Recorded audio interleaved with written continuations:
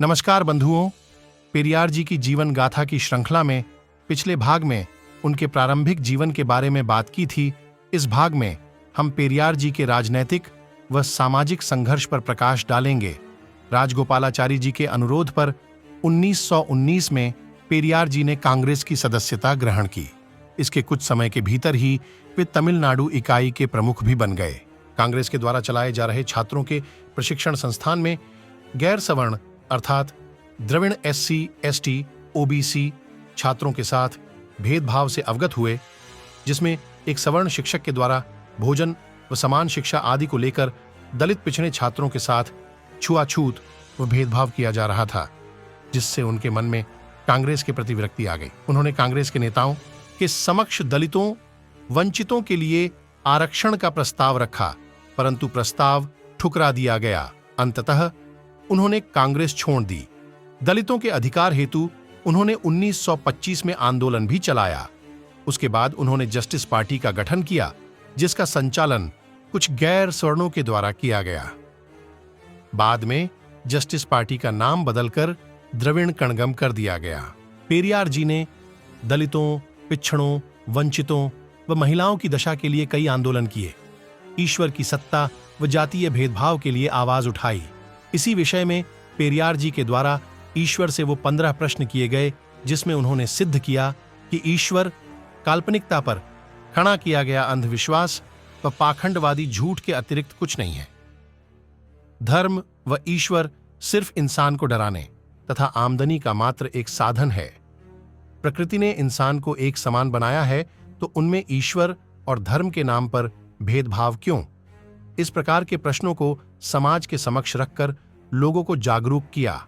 आइए इनके कुछ महत्वपूर्ण आंदोलन व शोषितों के हित में किए गए कार्यों के बारे में जानते हैं। 1924 में वैकुम आंदोलन का नेतृत्व किया। केरल में त्रावणकोर के राजा के मंदिर की ओर जाने वाले रास्ते पर दलितों के प्रवेश को प्रतिबंधित करने का विरोध हुआ था। इसका विरोध करने वाले नेताओं को राजा के आदेश से गिरफ्तार कर लिया गया। तब आंदोलन के नेताओं ने इस विरोध का नेतृत्व करने के लिए पेरियार को आमंत्रित किया। इस आंदोलन के चलते उनको कई बार जेल जाना पड़ा। उनके पीछे आंदोलन को संभालने का कार्य उनकी पत्नी, बहन व उनके मित्र किया करते थे।